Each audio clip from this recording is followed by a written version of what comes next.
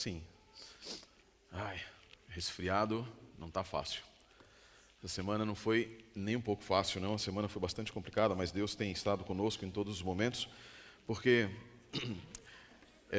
uma vez eu vi um videozinho de uma pessoa que estava reclamando porque estava com problemas na vida, etc., para um médico, e o médico mostrou para ela, falando, dá uma olhada no seu eletrocardiograma. Enquanto você tem altos e baixos, você está vivo. Altos e baixos. São bons, para nos manter lembrando que de Deus. Obrigado, Marcelo. Essa semana, esses próximos 3 sábados, né? Sábado passado, hoje, próximo e o outro, logo depois do culto aqui, ou do culto, eu estou indo para Murupara. Vocês sabem onde fica Murupara? Fica a 300 quilômetros daqui. Fica aproximadamente 280, daqui da nossa igreja fica 289 quilômetros aproximadamente. No sábado passado nós fomos, eu e a Olga, saímos de North Harbor, direto para lá, terminei de pregar lá e voltei. Alguém pode falar assim, nossa, que doideira dirigir tudo isso, dirigir todo esse monte de coisa, mas é uma coisa que me relaxa, eu gosto de dirigir. Tem como é que é o nome daquele negócio? Eu não sei, mas em casa tem como é que chama aquilo? Tinha uma parábola, um pedaço de madeira que a gente usa lá, que era um instrumento de tortura na casa da Silvia, e a gente pegou lá, era do brinquedo dos meninos, eu falei, não, isso aqui, o Marcos olhou e falou assim, pai, isso aqui é legal pra gente relaxar o corpo, assim, pra estreitar, assim, né, pra fazer stretching. Aí eu falei, beleza, põe ali no carro, e vamos orar para que eles não... Aí a Silvia falou, não, pode levar. Não sei se ela falou isso assim, ela não sabia nesse momento, né? Ela falou no espírito isso. Né? Aí era o objetivo. Hã? Você não sabia? Está fazendo um bem tão grande. É o bem... Não, não é mais. Não é... Criança não precisa daquilo. Eu preciso daquilo. Assim, estava lá em casa. E aí eu cheguei em casa lá assim, porque eu faço. Aí eu deito naquele negócio. O Luiz foi tentar fazer ontem lá em casa. O Luiz está precisando ir para o hospital agora. Né? E eu fui... faz tempo. E eu vou lá naquele negócio assim. Aí quando eu encosto... Ele começa daqui de baixo até em cima, assim, ó. Trec, trec, trec, trec, trec, trec, trec, trec, trec, trec. E vai, tem horas que eu me desespero. Eu tenho que ficar mais para cá, né? Eu me esqueço sempre que eu tenho que ficar nisso aqui. E aí fica aqueles trec, trec, trec, trec, trec. E sábado passado, depois que eu fiz E eu faço várias vezes ao dia, várias vezes. E o Marcos vai e faz também. E aí eu cheguei de casa, no carro, né? Cheguei de viagem, 10 da noite mais ou menos. Eu falei, deixa eu ir ali porque eu devo estar. Gente... Dirigir para mim me relaxa tanto que eu deitei lá, não fez um barulho, não fez nada. Falei, que benção, agora eu vou dormir. Oh, coisa gostosa. Viajar é maravilhoso. E viajar tem uma coisa muito, para mim é muito gostoso. Eu estava falando com a Olga que uma das coisas que eu sinto falta de quando a gente morava no Brasil era que assim, chegava um dia, falando, vamos para a Argentina? Quando? Hoje. Vamos fazer. Eu pegava o carro, estrada, e estava na Argentina. Viajar é maravilhoso, viajar é gostoso demais, eu gosto demais de viajar. Então eu vou estar lá nesses próximos... agora eu vou ter que falar para a Silvia, vou ter que devolver o negócio para a Silvia. Agora eu fui falar aqui, coisa terrível, né? Tem que devolver. Então eu estou em paz. Então, não, já tá lá em casa, tem um monte de coisa sua lá em casa, tem churrasqueira, tem um monte dessas coisas lá, fica tranquilo. Tá em paz. Né? A gente está usando bem, está usando muito bem. E assim, viajar é algo maravilhoso. E a mensagem dessa manhã, ela é uma mensagem que tem a ver com alguém que viajou, com alguém que foi chamado para viajar. No texto que a gente está lendo, nós estamos trabalhando Gênesis durante todo esse período, esses próximos sermões, esses sermões que nós temos, dentro do contexto de identidade, dentro do contexto de formação de identidade. Porque, afinal de contas, quem nós somos é baseado no fato de que existimos. Isso nós existimos porque Gênesis existe. Gênesis é aquilo que a gente chama, tecnicamente, de protologia. Nós conhecemos a escatologia, doutrina das últimas coisas, a teologia, a doutrina de Deus, mas poucos de nós sabemos a respeito da protologia, que é a doutrina da criação, doutrina do início, os inícios. Nós só podemos efetivamente saber quem nós somos se nós tivermos uma correta compreensão de onde nós viemos. De onde nós viemos. Porque o ser é a percepção de como eu estou no momento. Mas quando eu perco a perspectiva histórica, eu já falei isso para vocês aqui, eu não sei de onde eu vim. e eu não consigo perceber a ação daquele que é meu Pai, eu não consigo perceber as transformações que nós passamos, pelas quais nós passamos. E no livro de Gênesis, o texto que o Gleidson quase pregou aqui, né, que o Gleidson queria pregar, você pode pregar sobre ele também, viu? Não tem problema não. É um texto muito bonito, o texto quando Deus chama ao nosso pai Abraão. E eu queria que você abrisse sua Bíblia no livro de Gênesis, capítulo 12. Nós vamos pegar alguns eventos do ciclo de Abraão. Nós vamos ficar só nesse texto, mas tem duas lições principais que eu queria que nós aprendêssemos a respeito da história de Abraão, da perspectiva e da história de Abraão. O texto diz assim, no capítulo 12, agora o Senhor disse a Abraão, Abrão, não é Abraão, a Abrão, Lech lecha, sai para ti. Sai do teu país, da tua parentela e da casa do teu pai, para a terra que eu vou te apresentar. Deus está chamando Abraão para fazer uma viagem. Abraão para fazer uma viagem. A gente costuma pensar que Abraão tinha saído aqui, ele estava saindo de Ur dos Caldeus. Mas se você for no capítulo anterior, ele não está saindo de Ur dos Caldeus. Eles haviam saído de Ur dos Caldeus junto com Terá. Eles estavam vivendo em Harã. Já era fora de Ur dos Caldeus. Mas uma das coisas que a gente sabe, e nós aqui como imigrantes sabemos disso muito claramente, é que demora, mesmo depois que a gente sai do nosso país, é muito difícil o nosso país e nossa cultura sair de nós. Demora muito tempo, não é? Demora muito tempo. E olhe lá, algumas pessoas nunca deixarão de lado o seu país, a sua cultura. Por mais que a gente se acostume com o modo de falar, por exemplo, você sabe que eu ainda não estou acostumado com a falta de sal na comida aqui da Nova Zelândia. Não tem. Tem gente aqui que tem mais tempo, não é, Didi? Não é? Gente, a primeira vez que eu fui no restaurante aqui, eu cheguei no restaurante, eu fui comer. O que é isso aqui? Aí eu falei, moça, você me dá um pouquinho de sal? Pode ser? Ela ficou olhando para mim como se fosse um extraterrestre. E aí ela falou, oi? Olha lá, tá vendo? Já tem gente. Ela já começou. Agora junta-se a Eve com a Silvia agora. Agora eu estou no sal. Aí, assim, agora eu estou no sal. Oi? Quem? Agora estou dentro, sem futuro. Mas eu pedi, a menina ficou me olhando assim como quem diz, alguém, o que é isso, sal? O que é sal? Por quê? Porque culturalmente, nós brasileiros, a gente salga demais a comida. A gente come muito com bastante sal. Graças a Deus. Porque a comida fica boa. Né? E é bom. Tem coentro. Olha aqui. Cultura. Na Argentina, para vocês saberem uma coisa, quando eu ia tentar fazer alguma comida lá, eu precisava de coentro, eu tinha que quase importar do Brasil. Eu não achava. Não achava. Aqui na Nova Zelândia, eu vou procurar parsley, vou procurar... Como é que é o nome do negócio? Salsinha. Eu só acho coriander. É só coentro. Só coentro. Culturas diferentes, e nós precisamos nos adaptar a essa cultura, saber como vivemos. Imagine naquela época em que a cultura era muito mais forte, menos globalizada do que hoje. A pessoa que vivia em um determinado lugar, ela estava ali pelo resto da sua vida. E a cultura não era apenas a cultura do país em que ela vivia, mas era a cultura da casa dos seus pais. Ah, queridos, você dizer que você não queria se casar com a pessoa que seu pai disse que você ia se casar, isso não acontecia. Não acontecia. Era impossível. Quem vai buscar a esposa para Isaac? O servo dele. É ele que vai lá. Quem determina com quem ele vai se casar? É o pai. É o pai. Não é ele que tem... Não existe esse casamento. Até essa semana... Isso daqui são... Eu falei para a Natasha essa semana. A gente precisa tomar cuidado com esse pessoal. Porque uns amigos dela da faculdade chegaram... Um rapaz chegou para ela e falou assim... Um indiano chegou para ela e falou assim... Natasha, do you believe in marriage for love? E ela ficou olhando para ele. Porque na Índia nós não temos casamento por amor. Todo casamento por amor termina em tragédia na Índia. Eu falei, por que ele foi perguntar isso para você? Preciso ir lá conversar com esse rapaz?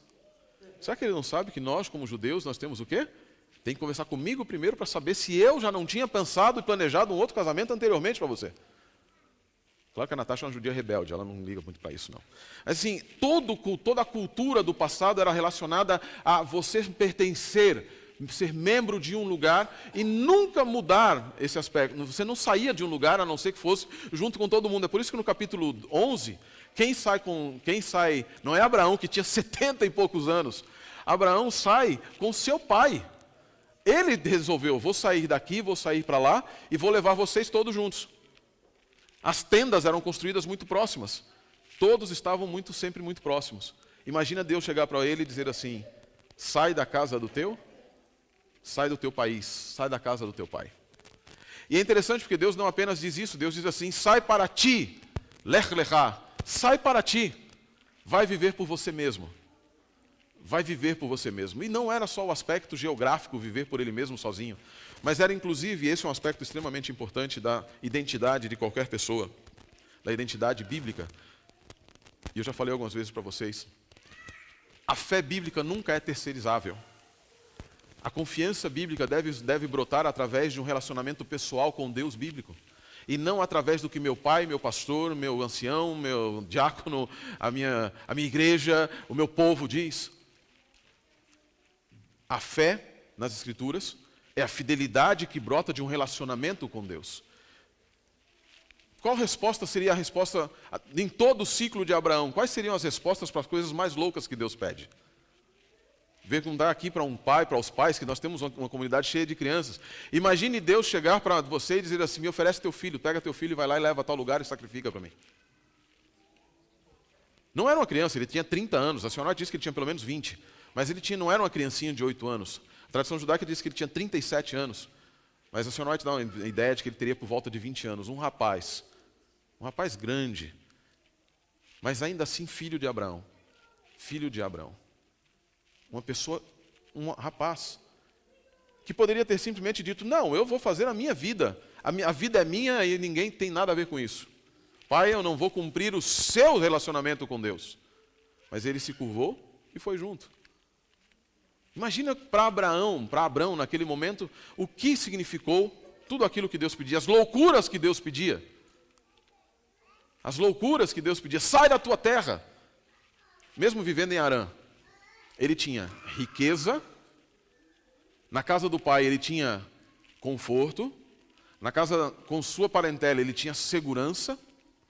É muito mais fácil viver quando nós temos pessoas que nós conhecemos ao nosso lado. Senão nós temos que criar, nós não sabemos em quem nós podemos confiar.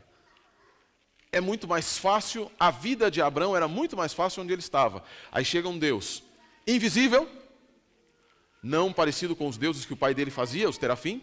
Chega um Deus invisível e diz para ele: sai de onde você está. Sai, abandona a tua terra, abandona a tua parentela, abandona o teu pai e vai viver por você mesmo. O que você faria? Com 75 anos de idade. O que você faria? O que o jovem faria?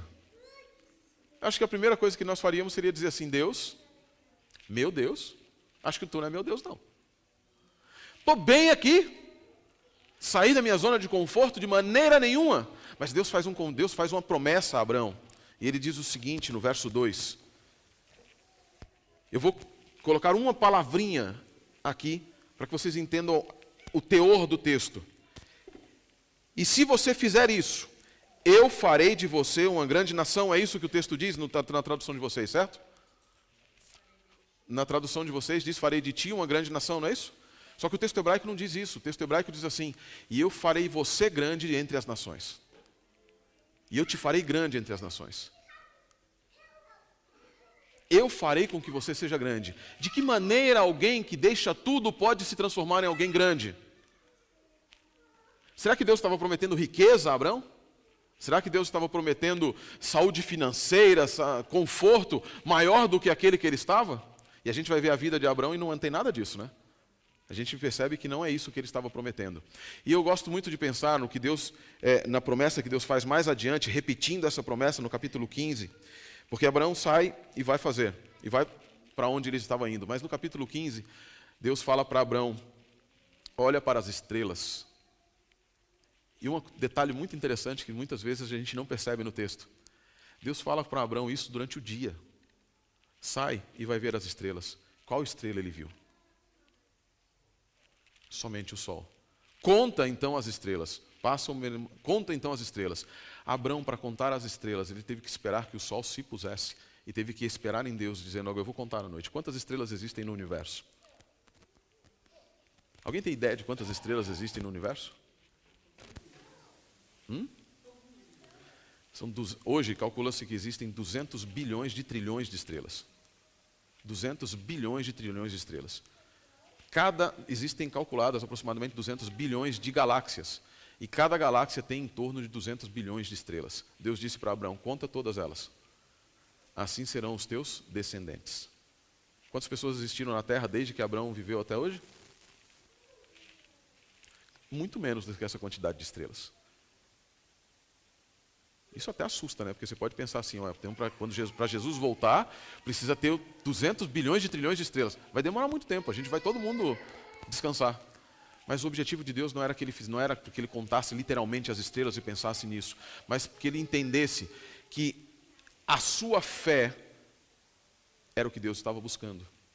Que ele tivesse a paciência de sentar olhando para o sol, para poder contar as estrelas posteriormente.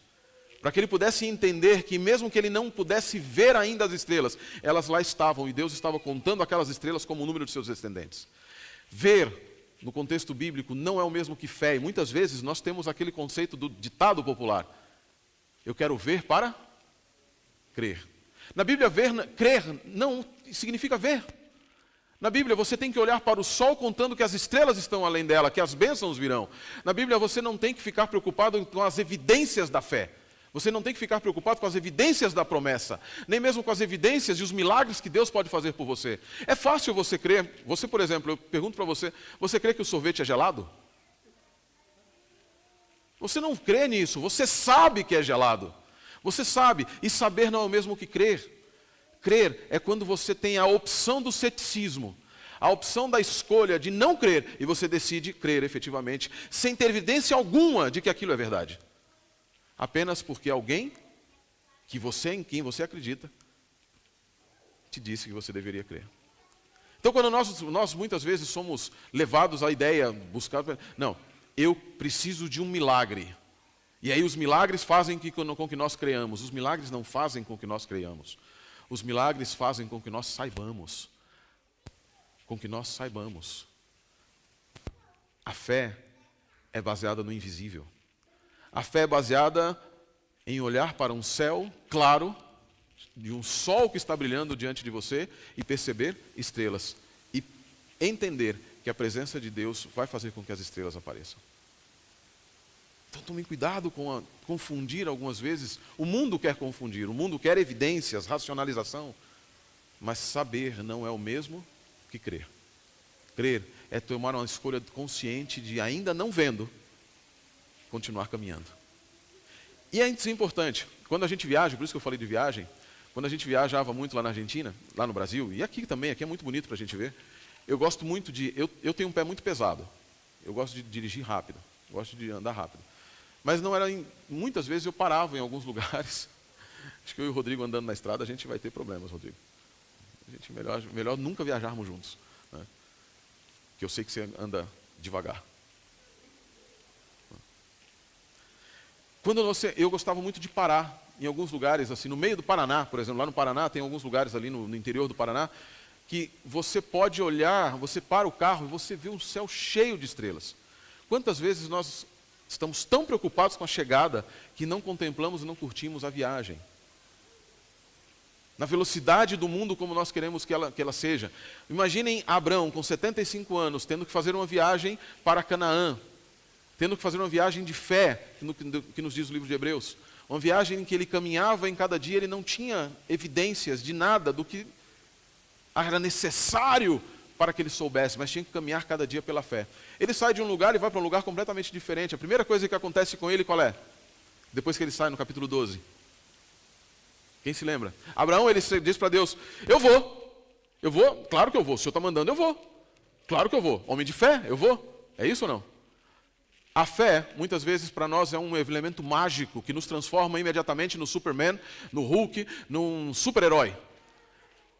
que vai fazer com que qualquer problema que aconteça na nossa vida, nós saibamos nós nem tenhamos, porque nós vamos magicamente, com a varinha do Harry Potter, fazer com que tudo desapareça. Só que o que acontece é totalmente diferente, e aí é onde muitas pessoas sobram na fé. É onde muitas pessoas caem na fé, caem na sua vida religiosa, porque acreditam, porque não estão vendo muitos milagres, não estão contemplando muitos milagres, sem perceber que o maior de todos os milagres ainda está por vir. O maior de todos os milagres é a salvação, é a redenção, mesmo que você ainda não consiga contemplá-la. O maior de todos os milagres não é simplesmente, ele não acontece nesse mundo. Conta uma história que havia alguns religiosos na Polônia, e eles estavam conversando, contando a respeito dos milagres do poder da oração dos seus líderes religiosos. E eles oravam, e eles diziam, e eles contavam. Um dia eu estava lá e o meu líder, ele orou, e ele fez uma oração, e ele pela sua oração ele derrotou as perseguições que estavam vindo contra o nosso povo. O outro, pela sua fé, ele fez com que minha esposa, nós éramos estéreis, e de repente, em um ano, porque ele orou por nós, nós estávamos com nosso filho nos braços. E aí um deles parado, olhando, e aí perguntaram, e você, o que o seu líder orou por você e fez o quê? Ele disse, olha, uma certa feita eu perguntei para ele, eu queria comprar um terreno. E aí eu pedi para ele orar por isso. Ele orou e falou, pode comprar. Vai ser bom para você. Um terrenão enorme. Ele falou, e aí, foi muito bom? Não, foi péssimo. Foi muito ruim. Pouco tempo depois, pegou fogo. Depois veio uma enchente. Eu perdi tudo. Estou até hoje enfiado em dívidas. Enfiado em dívidas porque... Aí ele falou, e o que aconteceu? Qual foi o milagre? O milagre é que ele ainda é meu amigo. O milagre é que eu ainda confio nele. Independente do que ele faça. Independente do que ele faça. Clayton pregou aqui sobre Daniel, os amigos de Daniel. Uma das frases mais fantásticas do texto de Daniel é quando os jovens dizem para o rei, ainda que ele não nos salve, nós não nos curvaremos diante de ti. Sabe o que é isso? Isso é confiança no invisível e submissão à vontade daquele que é muito mais poderoso. Abraão, quando ele sai, ele estava esperando que as coisas talvez fossem mais fáceis. Andando no deserto, com todo mundo, a primeira coisa que acontece com Abraão, quando ele chega, a primeira coisa no texto de Gênesis 12, que vai acontecer com ele ele está descendo para o Egito, quando chega na frente do Egito, ele diz assim, Sarai, você é muito bonita. Eles vão me matar. E vão ficar com você. Onde está a coragem que brota magicamente da nossa concepção de fé? Onde está a coragem, o boldness, para poder encarar todos os obstáculos do mundo e nunca ter medo de nada? Abraão foi um homem de muita fé, mas um homem de profundo medo.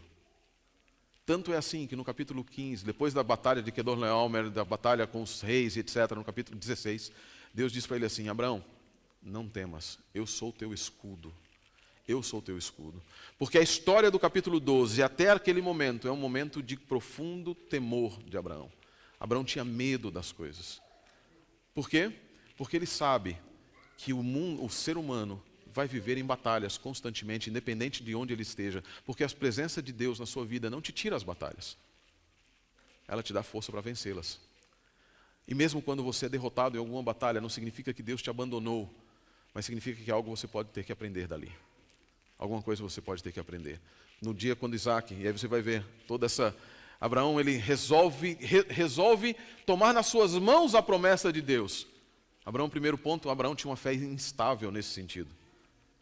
Tinha medo, mas ele tinha também a coisa comum de todos nós. Deus, confio nas tuas promessas. Confio muito nas tuas promessas, mas eu preciso ver. Eu preciso ver. E o que era visível para Abraão? Que ele não podia ter filho. O que era claro para ele? Que ele não podia ter filho. E de que maneira ele poderia cumprir a promessa de Deus? E aqui tem algo que para mim é tremendo. Nós precisamos parar de tentar cumprir as promessas de Deus. Você pode falar, não, como assim, pastor? Porque é comum em cada um de nós ouvirmos promessas de Deus e buscarmos entregar a Deus os meios para que Ele cumpra a sua promessa ou fazermos por nós mesmos. Nós queremos dirigir Deus. Nós queremos dizer para Deus, a melhor maneira de agir é essa, ou essa daqui. Quando nós deveríamos simplesmente dizer, Deus disse, vai, você, sim senhor, sim senhor. E Abraão, ele olhou naquele momento, não tenho como, Deus falar para ele, você vai ser uma grande nação. Você vai ser uma grande nação. Eu já te disse isso.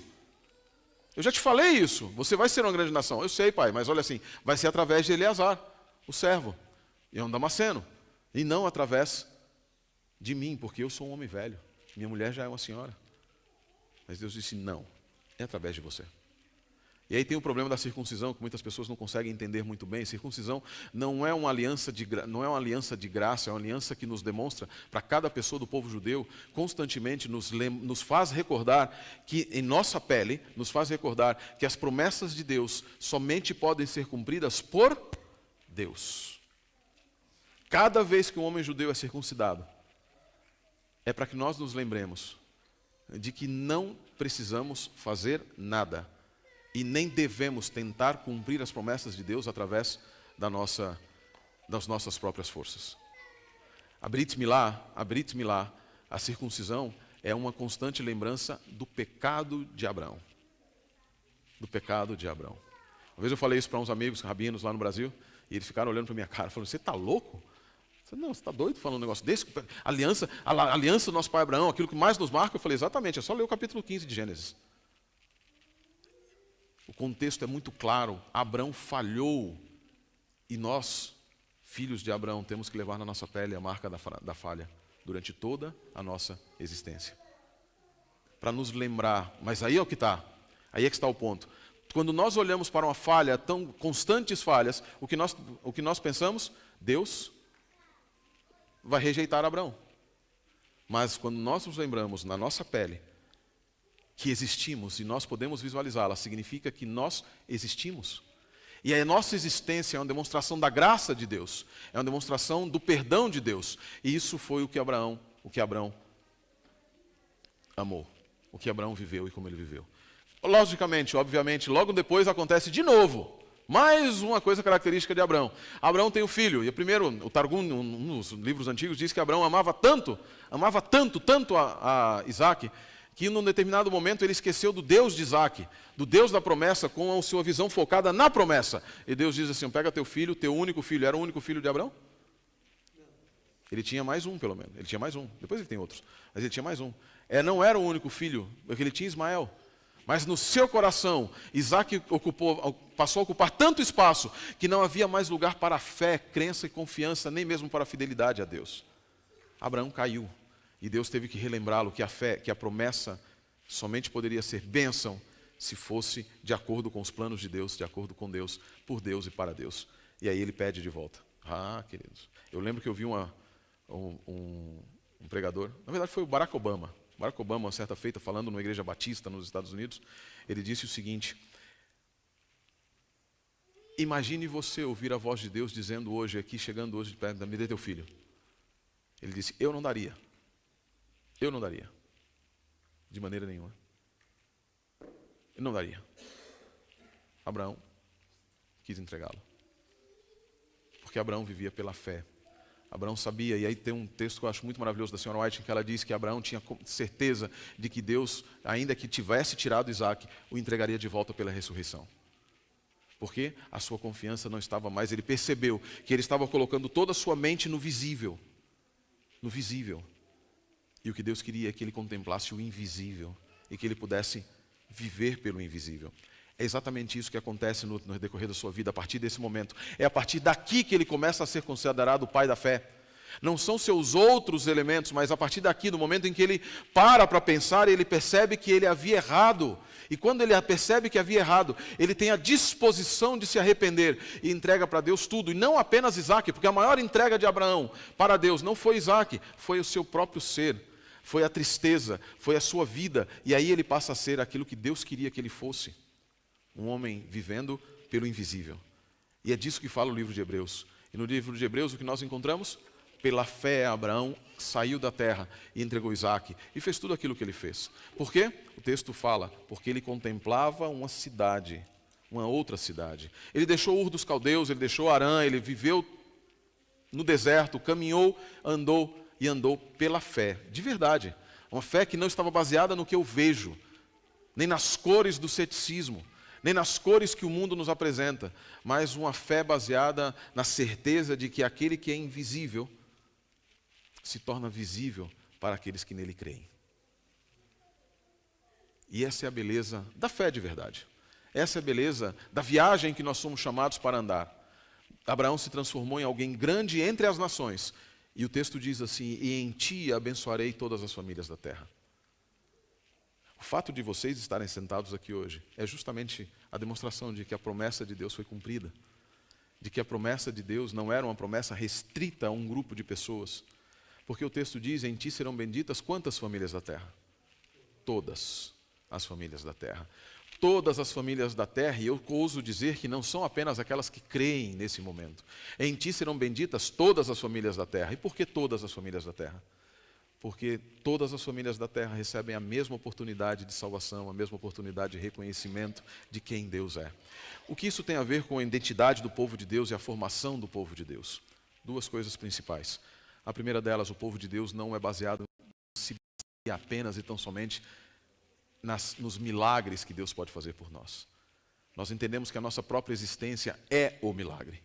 Nós entendemos que o sábado que nós aqui estamos, o momento que nós nos reunimos é um milagre. A amizade entre pessoas diferentes e com pensamentos diferentes são milagres. Nós olhamos e percebemos, esperamos por uma cidade que é baseada numa promessa de um Deus invisível que nós não vimos. Abraão até viu seu poder, mas nós não vimos, mas podemos senti-lo na nossa vida todos os dias, quando respiramos, quando amamos, quando perdoamos, quando recebemos o perdão, quando nós olhamos uns para os outros com os olhos de misericórdia e de graça de Cristo Jesus. E a segunda, independente do deserto que você esteja, da viagem que você esteja fazendo, para olhar, para contemplar. Se for durante o dia, saiba que existem estrelas além disso. Lembre-se que você é parte daquelas estrelas que Abraão contemplou pela fé. Lembre-se que você, como povo de Deus, é parte daquelas estrelas que Abraão viu pela sua fé. E viva por isso. Viva por isso. Eu gosto de uma frase de um pastor, pastor Humberto Moura. Ele dizia assim: por que as estrelas não nos iluminam? Não conseguem iluminar a noite como se fosse o sol? Porque elas não se juntam. Elas estão distantes, óbvio, mas ele gosta muito de uma coisa poética, porque elas não se juntam. Elas estão distantes uma da outra. Por que o sol consegue nos iluminar tanto? Porque ele está próximo de nós. O povo de Deus quer sempre estar o mais próximo possível da estrela, que é a luz de Cristo Jesus. O povo de Deus não permite que outras estrelas, outras luzes, moldem o seu caráter, a sua maneira de pensar e a sua forma de existir. O povo de Deus constantemente olha apenas e tão somente para aquele que é a luz do mundo. Abraão, ele foi o pai da fé não porque ele tinha um monte de sonhos, mas porque ele olhou e contemplou o invisível. Contemplar o invisível é a verdadeira fé. E ser fiel a essa contemplação é a verdadeira transformação. Deus abençoe cada um de nós nesse dia de sábado. Que Deus nos faça lembrar constantemente de quem nós somos.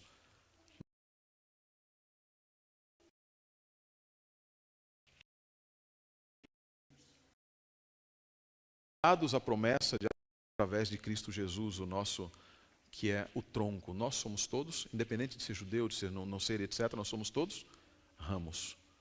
E como ramos, nós precisamos constantemente da nutrição que advém de uma comunhão com Cristo Jesus.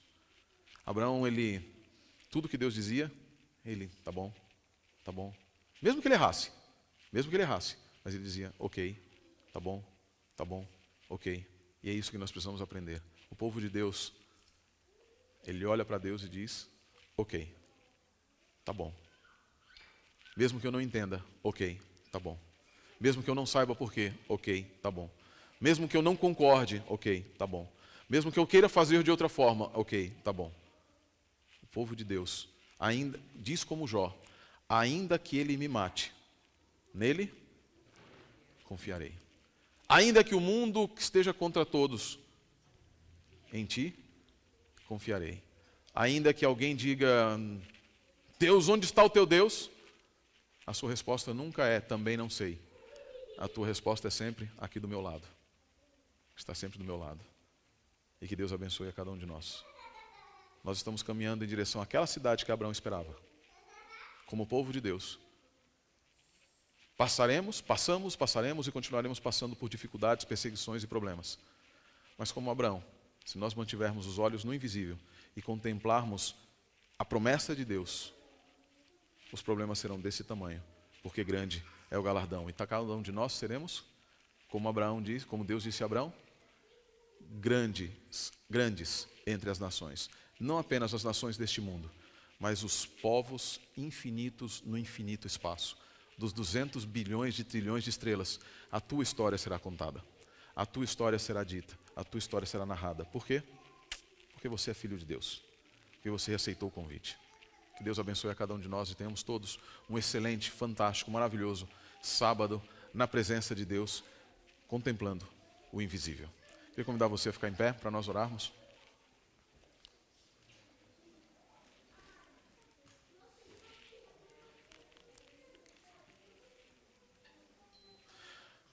Grandioso Deus, Criador dos céus e da terra, Pai de Abraão, aquele que chamou o nosso pai Abraão e que nos chama todos os dias, nós te agradecemos imensamente pelo cuidado, pela promessa, pela certeza de que o Senhor está conosco e pela certeza de que o Senhor nos conduz em misericórdia e que o Senhor nos transforma, que o Senhor estará conosco, ainda que não consigamos ver, nós podemos perceber a tua promessa e saber que o Senhor a cumprirá como tem cumprido na vida de cada um de nós.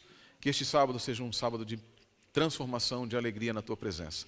Dirige-nos em paz agora no sábado para as atividades do sábado, sejam atividades de família, sejam atividades missionárias, quaisquer que sejam. Que o teu Espírito nos guie, que o teu Espírito nos direcione e que nossos olhos contemplem a jornada e que, se contemplar a jornada, possamos contemplar a tua presença do nosso lado. Oramos em nome de Jesus, nosso Senhor. Amém. Amém.